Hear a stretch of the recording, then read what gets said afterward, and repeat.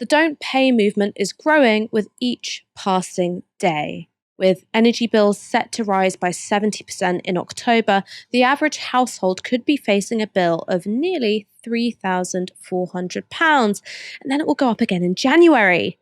So far, nearly 100,000 people have joined Don't Pay and pledged to just stop paying their energy bills from October the 1st. It's in that context that Jonathan Brearley, CEO of energy regulator Ofgem, appeared on Radio 4's Today programme. Here's what he said. Do you have any sympathy with the kind of campaigns that are happening now, people threatening not to pay their energy bills? I think nearly 80,000 people have signed up for the Don't Pay campaign. So I know everyone is extremely worried about paying their energy bill, but absolutely I would not encourage anyone to join a campaign like this for two reasons. First of all, it will drive up costs for everyone across the board. And secondly, if you're facing difficulty in paying your bill, the best thing you can do is get in touch with your energy company, talk to them, make sure you've got access to all the help and support that's available so you're not paying more than you need to, and get access to wider help with debt advice, for example, if you need it. So I wouldn't encourage anybody to withhold their paying their bill, because that just damages things further and it will impact them personally. So keep paying your bills and phone up the energy company and make sure you have access to all their help and support that's available to you. There isn't any support, Jonathan. That's the problem. So it's a bit rich for a man on £300,000 a year to tell millions facing fuel poverty to basically keep paying their bills no matter what, so that bills for richer people who can afford them don't go up. That's not the kind of solidarity we're into. Moya, it's kind of hilarious to see the CEO of Ofgem running scared. Do you think that this advice is coming from a good place? He's genuinely concerned by the idea of customers being hit with big reconnection bills, or is he actually quite worried about the sort of collective leverage that's being exercised by Don't Pay supporters?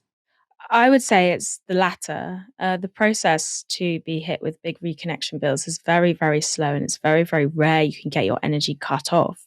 As if you read in the interviews with Don't Pay organisers, they will outline why this strategy is one that they are taking.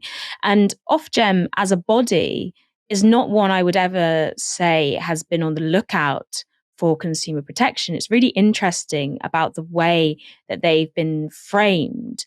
The price cap is really new. It was brought into being in 2019. It was meant to limit the rates that suppliers could charge customers for their energy, and it was introduced after concerns about fuel poverty. But typically, for any sort of policy that has been introduced by the Tories to supposedly protect consumers, it doesn't really do that at all.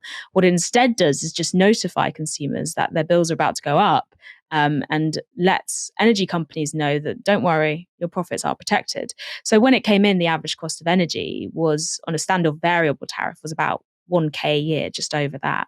And since then, the price cap has inched up and up and up. It's predicted to be over £3,000 in October for yearly energy. Meanwhile, we're seeing these record profits for energy companies. They're not protecting consumers, they're protecting profits. So now they've said the cap is also going to be adjusted quarterly instead of twice a year to match market volatility. Why, if you're an independent regulator, are you matching market volatility?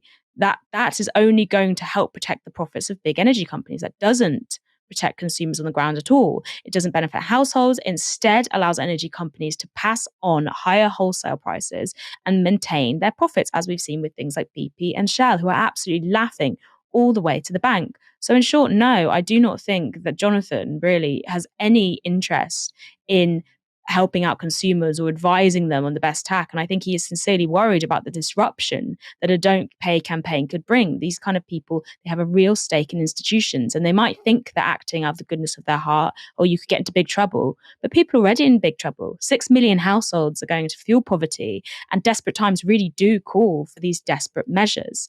So in short, I would really assess where this person's interests lie before taking his words without any pinches of salt.